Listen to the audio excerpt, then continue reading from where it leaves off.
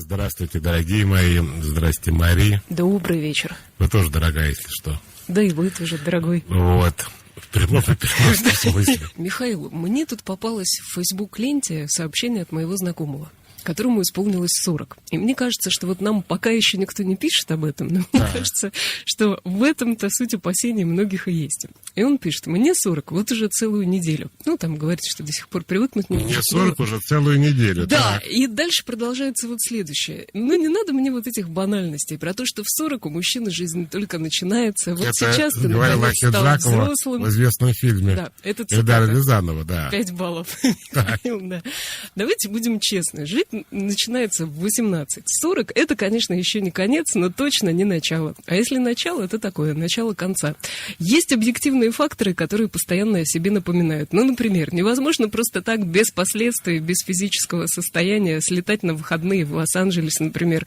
Покалывание то здесь, то там в 40 лет. Это вообще-то уже ежедневная норма. Да и вообще жизненный пробег не позволяет относиться легкомысленно к происходящим вокруг неурядицам. И я перейду к сообщению от Екатерины, которой 38 лет. Екатерина мечтает начать новую жизнь, но начать ее без вредных привычек, без вот этих вот покалываний, чтобы были какие-то, с регулярным спортом, чтобы было хорошее настроение, не вспоминать про какой-то там пробег до 40 лет. Короче, Екатерина вас спрашивает, возможно ли утром проснуться новым человеком, без пессимизма и без плохого настроения? Не, ну, конечно. И вот ей 38, другу 40. Ну, что это такое? И потом хочется сказать, что это и есть проблема психологическая, потому что когда человек в 40 лет очень пессимистично смотрит на свой возраст и говорит: не, ну давайте правде в глаза посмотрим, ну какой начать жить в 40? Ну вы что, вот вы в Лос-Анджелес летаете без покалывания в правом боку? Ну нет же, говорит, ну и все, и жизнь заканчивается. На самом деле, если говорить формально, жизнь начинается где-нибудь в утробе матери. Продолжается с выходом, так сказать, из утробы наружу, а не в 90 лет. Но, тем не менее, если серьезно говорить, то можно в 40 лет без ущерба для здоровья слетать куда-нибудь. Многие летчики, кстати, в 50 летают. Это просто вы постарше. Я просто все колола раньше, понимаете? Ну, Михаил, здесь же вопрос в том, что у человека есть опыт уже. И просто вот так вот легко, как это было в 20, действительно в 40, очевидно, сложнее. У меня был вообще такой, как говорят, экспириенс. Я вдруг так лет 55 пошел на бокс позаниматься. Ну, тут живот перевесил. Я стал... Тяжело было не потому, что мне много лет, а потому что надо похудеть, прежде чем прыгать. Потому что выяснилось, что в боксе ноги важнее, чем руки. Но для этого нельзя весить 100 килограмм. Поэтому, да нет, это все в голове же у человека, что ему... Вот, ну, 40 лет парень, да? Я не знаю, что я делал в 40 лет. Нет, я курил по 3 пачки в день, я вспомнил. Вот я перестал курить и чувствую себя хорошо. И хотя мне скоро 60, я не знаю, что я не могу делать. И, видимо, я не могу то, что я не хочу. Потому что все эти ограничения, ну, я так понимаю, находятся в голове. Арсений из города Киров пишет: мне 30 лет, работаю мастером в багетной мастерской, уже 12 лет, вот решил заняться стендапом, кардинально поменять свою жизнь. Я рада за Арсения, но хотелось бы продолжения. Вы знаете, да, я другое хочу сказать. Ну, в 30 лет можно чем угодно. Если бы Арсению было 92, и он написал, решил заняться стендапом, это было гораздо интереснее. Ну, поехали дальше. Добрый вечер. Здрасте. Здрасте. Алло, здравствуйте. Меня зовут Наталья, мне 31 год. Я развелась с мужем, начала новую жизнь. У меня есть 3 детей. Вот, встретила нового молодого человека. Но у меня с ним какие-то отношения странные. То есть я сама проявила активность, сказала, что он мне нравится, и он вроде тоже сказал, что я ему нравлюсь. Я все делаю по вашим 6 правилам. То есть По как говорят девочки, так. Вот. Но когда вот он в тот день, когда он мне написал, что я ему нравлюсь, он перестал общаться со мной. И я ему пишу, он не отвечает. И я начала сама копаться. И... А давайте вопрос сразу задайте, вот без подробностей. Да. Это моя ошибка, то есть я до сих пор, я еще как бы по вашим правилам живя, не исправилась и сама нашла человека. Нет, в этом нет как бы мне ошибки. подходит. Ошибка, если он вам не отвечает, вы продолжаете и рассчитывать на что-то, и строить в голове с ним отношения и планы. Вот это может быть ошибкой. То есть нужно отпустить и все, нет и нет. Знаете, как вот сидит мама с дочкой на кухне в 2 часа ночи, и дочка говорит: мам, я так волнуюсь, 2 часа ночи, а мужа все дома нет. А мама говорит: а что ты о плохом-то думаешь? Маша, машина переехала.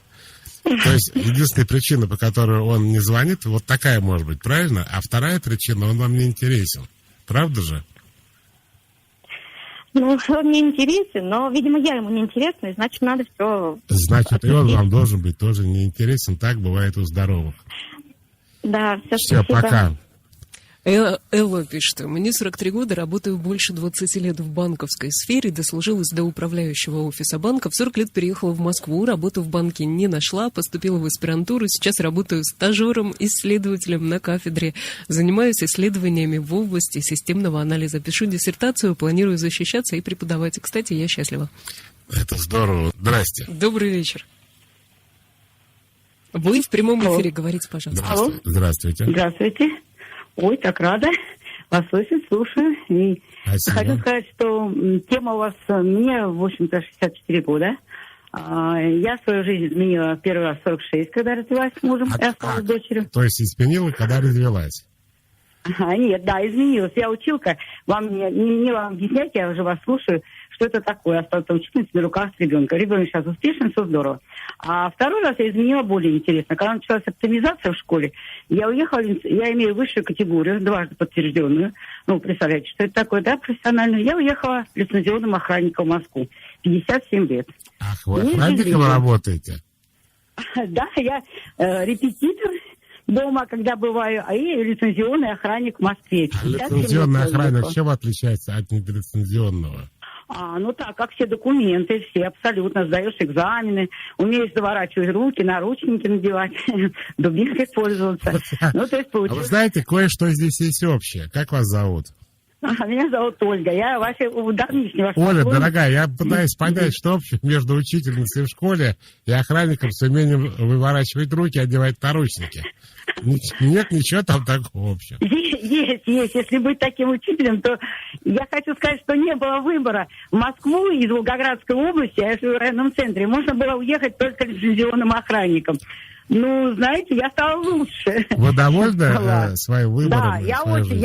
Знаете, обрела новую жизнь. Совершенно, конечно, ну, не мне вам объяснять, что учитель с категориями и так далее, знаете, которая сама добывала, вопреки любви начальству, и вдруг ты в охранниках, высокий статус. Но знаете, это просто... Охранник, это не училка какая-нибудь. Это охранник. Да, потом я работала... Предъявите документы.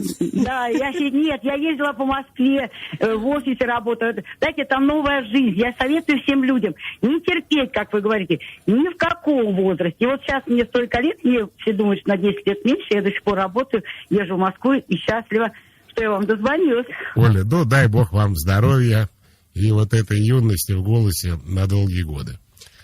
Зачитаю вам Анну. Зачитайте, Анну, вы уже зачитались до дыры-то, Анну, ну. Добрый день, мне 39. В прошлом я акушер-гинеколог. В 27, когда защитилась, я поняла, что теток просто больше видеть не могу. И я ушла в фарму. А потом я влюбилась в петербуржца и переехала из Москвы в Санкт-Петербург. Живу 5 лет в Питере, родила второго ребенка. Отучилась на сомелье, швею и маркетолога. Но не работаю по-прежнему. Вот думаю, как мне быть. А тогда я тоже прочитаю, Марии. Мне 49, жизнь меняю успешно. Дочке 6 лет, это 3-й ребенок. Родила в 43, замуж вышла в 41. Это для тех, кто уже в 29 считает, что они ушли, так сказать, с ярмарки. После рождения вернулась преподавать. Я профессор, коллега ваш, медиа-психолог. Впервые пришла работать на телевидении в 45 лет. Сделала 7 сюжетов, научилась, имея право морально смотреть в глаза студентам. Вообще, если ты преподаешь, будь готов к постоянному росту и развитию. Даже добавить нечего. Добрый вечер. Здрасте. Здравствуйте. Пожалуйста. Игорь, Москва, 58 лет. Так. Недавно исполнилось, буквально 13 февраля. Я вас поздравляю с прошедшим. Спасибо. Хочу сказать, что в любом возрасте можно кардинально менять жизнь. Главное, чтобы попасть в струю и заняться любимым делом, которое приносит удовольствие и денег. Да. Меня так тоже трясла жизнь. Первый раз в 20 лет поменял кардинально. Потом пришел с армии, и жить негде было в Тульской области, в родной квартире. Я уехал в Москву и начал абсолютно новую жизнь. Завязал со всеми старыми привычками, бросил пить, бросил курить, пошел в институт учиться, работать. Окончил 2 института. Потом в 94 году тоже кардинально поменялась жизнь. Начал ездить за границу, открыл собственный автосервис, разборку машин, начал гонять машины, продавать, всех на них сажать, обслуживать. И вот постоянно что-то куда-то меня заносило. Есть какие-то идеи до 59-м году жизни? Или устраивает то, что есть? Ну, сейчас все вот это вот не актуально. Просто любое вот это направление, которое меня постигало, оно максимум 5 лет продерживалось. Потом все-таки либо надо укрупняться и становиться очень сильно на ноги, либо уходить из этого бизнеса, заниматься чем-то другим. Потом занимался и страхованием, и оформлением автомобилей, то же самое. А сейчас купил грузовик и, находясь на пенсии, для поправки бюджета кручу баранку. Вот сейчас стою, жду загрузки. Спасибо. У нас все молодежь одна звонит. Одна молодежь. Я вам зачту сообщение Анны. Анне 53 года, и она пишет: «Моя мама бы вам, конечно, позвонила, но ей 78, и она на курсах, пишет акварелью». Не до вас, Михаил, люди делом занимаются. Вот именно. Так, Маргариточка пишет: «Вы с ума сошли, в 40 не сорваться в Лос-Анджелесе. Я в 55 что только не выделываю». Живу в самолете просто. А если покалывание, то массаж в Милане, пишет Маргариточка. В Таиланде у филиппинца и ничего не колет. Добрый вечер. Алло. Здравствуйте. Здравствуйте. Продолжайте. Я в эфире? Да. Меня зовут Владимир, живу в Москве. Мне будет 65. Летом я когда-то начинал свою жизнь врачом. По первой жизни до 94 года врач-акушер-гинеколог, кандидат наук, преподаватель Донецкого мединститута. Готовил врачей быть врачами. Преподавал на кафедре усовершенствования. Так. Бросил все и уехал в Москву. Дали мне место на кафедре, я поработал пару месяцев. Но разные школы по-разному нас учили. Пришел к друзьям в политех, спросил, какой ли я врач и чем нужно заниматься. И мне сказали, пока стреляют в мире, нужны огнеупоры. Сегодня этого нет. Так сказать, с ними курсы. И понял, что огнеупоры это лучшее, что может быть в жизни. То есть вы были врачом, а стали работать на заводе? Нет. Стал думать, чтобы работать на заводе. А работать кем? Работать, создавать эти огнеупоры. Так. Подумал, приехал к металлургам, благо их тоже там очень много. Но у нас нет столько времени. Я понимаю, это интересный рассказ, но надо немножко покороче. Да, занялся бинарными тройными системами, защитился, создал огнеупоры для печи обжига анодов, это алюминиевая промышленность. Создаю машины, занимаюсь машиностроением, работаю в области обогащения, полиметалл, золото и все остальное. Ну вот, мне нравится, работая в области обогащения, пауза, металлов. Некоторых металлы очень обогащают. Возьмите Северсталь, например, или другие корпорации. Да. Но интересная тоже история. Врач-гинеколог, который стал работать в металлургии. И главное, никакой связи, на первый взгляд, как примерно между учительницей и охранником. Звоночек. Добрый вечер. Алло, добрый вечер. Здрасте. Меня зовут Евгений, я звоню вам из Калининграда. Любимый город. Да, любимый город. У меня такая ситуация.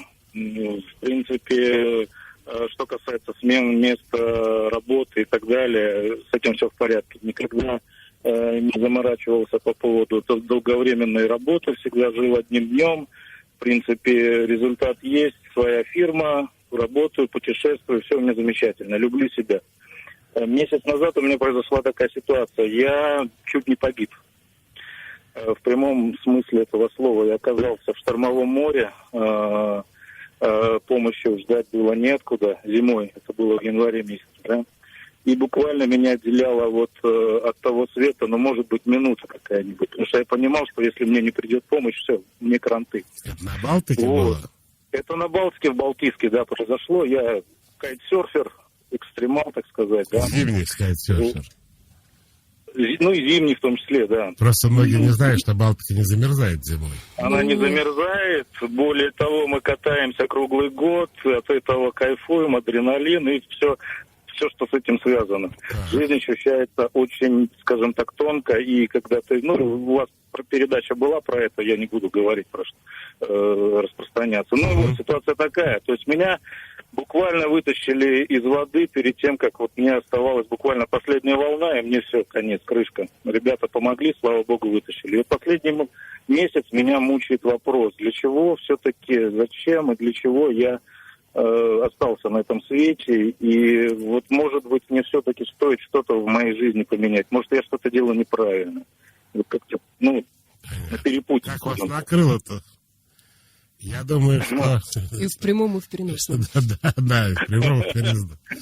Вы знаете, в этом вопросе нету никакого смысла, потому что миссия человека в том, чтобы он жил, а как ему жить, вы должны спрашивать себя, чем вы хотите заниматься, как себя реализовать и так далее, в чем ваша потребность.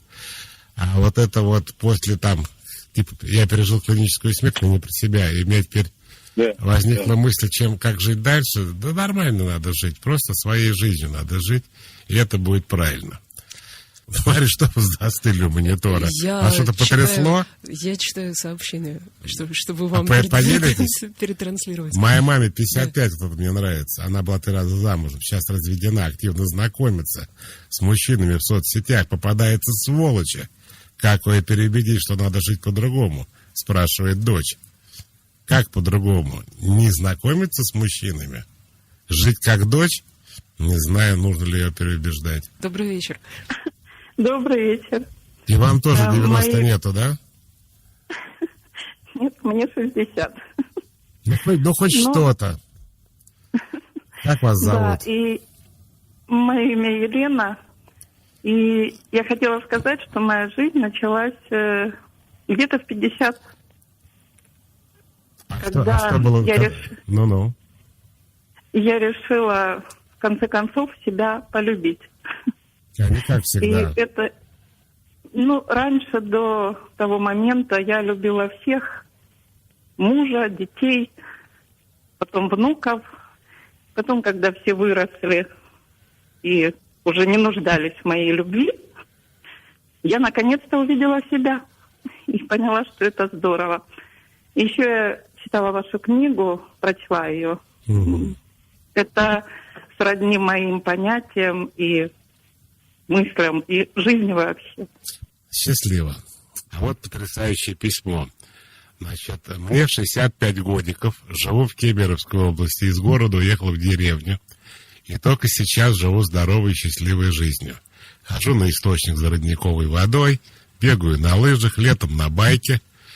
Только вот хочешь понять, байк это все-таки велосипед или мотоцикл, как думаете? Байк это байк. В каком смысле?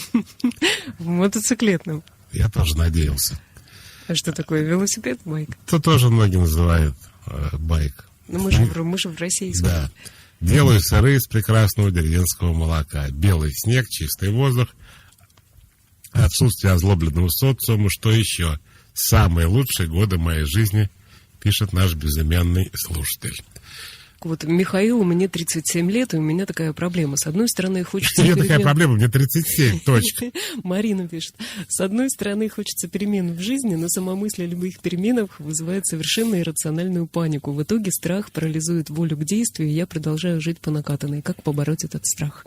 Но есть только одно правило. Надо просто взять и сделать. Дело в том, что вот эта знаменитая фраза «выйти из зоны комфорта» я сам не люблю. А чего выходить, когда можно там нормально посидеть в зоне комфорта?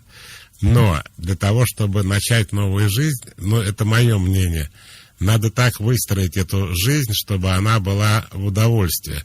Иначе получается схема следующая, которую очень часто декларируют фанаты фитнес-клубов. Я не хочу идти заниматься спортом, я себя заставляю, но потом, когда я прихожу, из меня лезет адреналин, и меня оттуда лопатой не выгонишь. Я считаю, что это неправильно. Надо еще и хотеть туда идти, а не просто себя заставлять. Здравствуйте. Добрый вечер. Алло, здравствуйте. Здравствуйте. Меня слышно? Очень хорошо слышно. Это Добрый вечер, Михаил. Добрый вечер, Марин. Добрый вечер. Это Сергей звонит из Нижний Новгород. Я прям по голосу слышу, что Нижний Новгород, да. 24 года. Вот. Звоню, чтобы поделиться, наверное, тем, что я начал новую жизнь. И все-таки у меня один вопрос. Когда я это сделал и начал, в общем-то, делать, у меня случилось какое-то опустошение. То есть я просто сел и пытаюсь искать вот те эмоции плохие, которые вот меня все время гнетали, так сказать. Угнетали. И не могу ничего найти. Вот. Я хотел у вас спросить, когда вот у вас случилось что-то подобное, у вас тоже было это? Где мои плохие эмоции? Нет, у меня такого не было. Я их никого не искал. Но я вам хочу сказать, я думаю, что когда у человека меняется жизнь к лучшему, нет смысла искать то плохое, что должно сопутствовать изменению жизни, не обязательно. Есть много таких клише в жизни, например, без труда не вытащишь рыбку из пруда. Мари, можно вытащить без труда. Абсолютно многие так и вытаскивали. Прям подходит к пруду и вот прямо так, вытаскивает. А был такой фильм великий, я сейчас вспомнил. Я, кстати, всем рекомендую его посмотреть. Он никогда не шел в кино, по-моему, потому что он был запрещен. Это фильм Элема Климова, по-моему. Это Элем Климов сделал «Добро пожаловать в посторонний вход воспрещен» же, да? Так, с кем я разговариваю, господи? Мария не знает, кто это. Нет, я знаю Элема Климова, просто какой фильм вы имеете в виду? «Добро пожаловать», это кто сделал? Элем Климов, по-моему. Вот не могу 100% сказать. Сейчас посмотрим. Короче, этот фильм, спасибо. А этот фильм называется «Похождение молодого врача». И это фильм, совершенно гениальный фильм. Там 20-летний примерно Алиса Бруно-Френдлих поет песню поп-новелла Батвеевой. Но это фильм-шедевр. Врача Субнова, это стоматолог играет, тоже лет 25, наверное, Андрей Мягков. Фильм 60-х годов. Я его даже видела. Но это шедевр, правда? Вы ее не помните, судя по ясному взгляду, Мария. Нет, я точно видела его. Он в кресле подходил к больному с клещами удалить зуб, и зуб сам выскакивал и прямо в клещи. Такой талант был. Но дальше началась проблема. У других врачей этого не получалось, и они начали ему завидовать и гнобить его. В результате он не смог дальше работать в этом дружном коллективе, который его дружно ненавидел. Но это я буду кино пересказывать. Фильм гениальный. Я не знаю, почему он был под запретом. Сейчас он иногда, может быть, по телевидению идет, но в кино его нету. Вы, конечно, Михаил, правы, как всегда. Да, просто Элем Климов... Постороннего Элем Климов. Да, просто Элем Климов в юности снимал чуть на комедии, потом гениальная комедия. Это потом он стал драму снимать. Виктория из Обнинска. Смешно слышать, что для кого-то 40 – это почти конец жизни. В этом возрасте я только вышла замуж, хотя и ненадолго. Родила второго ребенка, разница со старшим 12 лет. Осталась одна, продала однушку, купила дом, получила 2 высших. Сейчас мне 48, у меня чудесная 7-летняя дочь. Нет мужчины в жизни, но я по-прежнему молодая, красивая, очень люблю свою работу и жить вообще. Мария, вы знаете, что что я понял из сегодняшней программы? Я понял... Подождите, она еще не заканчивается. И наша жизнь тоже. Я другое хочу сказать, что я понял, что у нас очень молодая аудитория. Мы за целый час не можем ни одного 90-летнего старика зацепить. Просто нету у нас в эфире. Все там, мне 38, я начинаю, мне 25, я не знаю, как жить. Что это? Хочу прочитать Вот какое письмо от тезки. Мне скоро 35. Хочу сменить профессиональную сферу. И опасаюсь, начинать придется с самых низов. С того уровня, на который приходят ребята 22 лет после института. Не дает покоя мысль, что я как бы отстал в своем развитии на 10-15 лет. Ну, здесь нет никакого вопроса. Я прочитал и сразу вспомнил, у меня есть такая дружественная мне семья офтальмологов. Там, ну, папа уже академик, у них уже умер, а вот две сестры Каспаровых. Одна из них однофамилица, нет, в шахматы никто не играет. Одна из них вышла замуж за англичанина и уехала в Лондон. Она уехала в Лондон, будучи доктором медицинских наук, 40, по-моему, 2 лет, офтальмологом, ну, с 20-летним стажем. И, естественно, она хотела продолжить работу врачом в Великобритании. Для этого ей нужно было, внимание, в 42 года сдать полный курс медицинского университета по всем специальностям вообще. Сначала теорию, потом практику. Туда идет онкология, гинекология, хирургия, вот все, что в голову придет. А она, ну, последний раз училась 25 лет назад там. Короче говоря, она в течение 3 лет сдавала. И сначала она сдала теорию, а потом она сдала практику. Вот она рассказывает. Заходишь в такой длинный коридор, и по бокам 23 двери. На каждой двери написано задание из всех сфер медицины. То есть это может быть кожвен, а потом перелом ноги, а потом онкология, а потом сердечно-сосудистые системы. А она, еще раз повторяю, 42-летний офтальмолог. Кстати, к тому возрасту ей уже было больше, 45 было. Так она это сдала, это я так отвечаю долго Михаилу. Дело в голове. Дело в том, насколько человек вообще заинтересован в том, что он делает. Есть случаи, когда 90-летняя, я помню, старушка в США получила, наконец, я хотел сказать, аттестат зрелости. Нет, школу она до этого закончила. Диплом университета. Очень многие пожилые люди на пенсии в Европе учатся в университетах, им интересно просто. Поэтому нет, Михаил, это только в вашей голове, ваши опасения. Добрый вечер. Здрасте. Вы в прямом эфире. Алло, да. здравствуйте. Здравствуйте. Надо же, я вам дозвонилась. Меня зовут Екатерина. Мне, 38 скоро будет лет. И я вот начала вас слушать 4 года назад, мне кажется. И как раз очень мне так легло на сердце вот эта вот идея изменить свою жизнь. Я это сделала. То есть я вот ходила на работу, мне не нравилось. Я подумала, все, хватит. Начну все с нуля. И я стала учителем в школе. То есть я захотела пойти работать в школу. До этого я работала в рекламе. Все были в шоке от моего решения. И так как у меня все легко получилось, то есть меня взяли в школу. И вот уже почти 4 года я работаю. Нравится? Опять в том-то и дело, что очень много и не нравится. Не нравится? Угу. Что ж такое-то, люди добрые? Есть Сначала... один выход. Если все время что-то не нравится, выход один — работать только на себя. Сам я, между прочим, Марин, никогда ничего в жизни не менял. Я всю жизнь работаю только психологом. С 23 лет примерно. Здравствуйте. Вечер. Добрый вечер. Да, Михаил, я хотела поблагодарить вас, сказать вам огромное спасибо. Моя жизнь изменилась только тогда, когда я ознакомилась с вашими правилами, когда перечитала ваши книги, и, прям реально изменилась. Я стала спокойной мамой, спокойной дочкой, и Спасибо. семья вообще-то довольна. А что изменилось-то? Изменилось? Я стала спокойна, уверена в себе, узнала, что я есть, это я. Спасибо вам. Так практически то же самое, только с другим отношением к жизни. Не совсем то же самое. Вот я спрашиваю. Когда раздражает убираться дома, а стало теперь спокойно это делать и с удовольствием, что-то щелкнуло в голове. Стало легче жить. Но все равно убираетесь. Конечно, это естественный процесс любого человека. То есть отношение изменилось?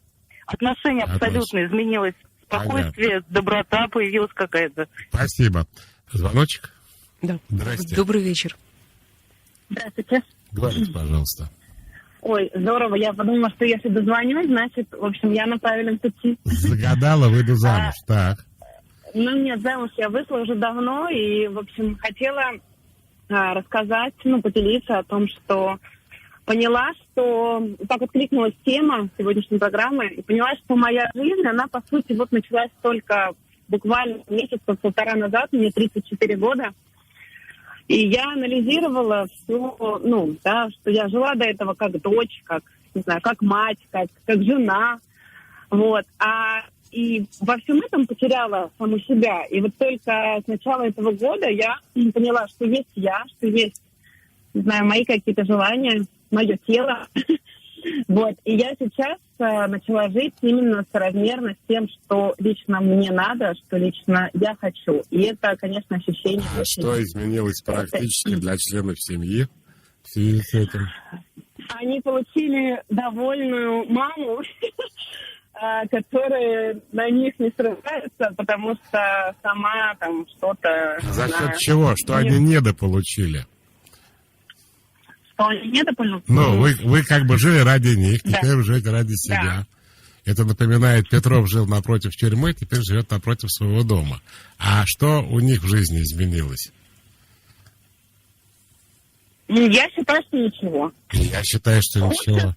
Да, абсолютно. Просто все то же самое, те же обеды и ужины, те же постиранные вещи, но мать уже счастливая. Для этого много менять и не надо. Спасибо. Ну, а я прощаюсь с вами до следующего вторника. Мари, пока. И всем пока. До вторника, Михаил.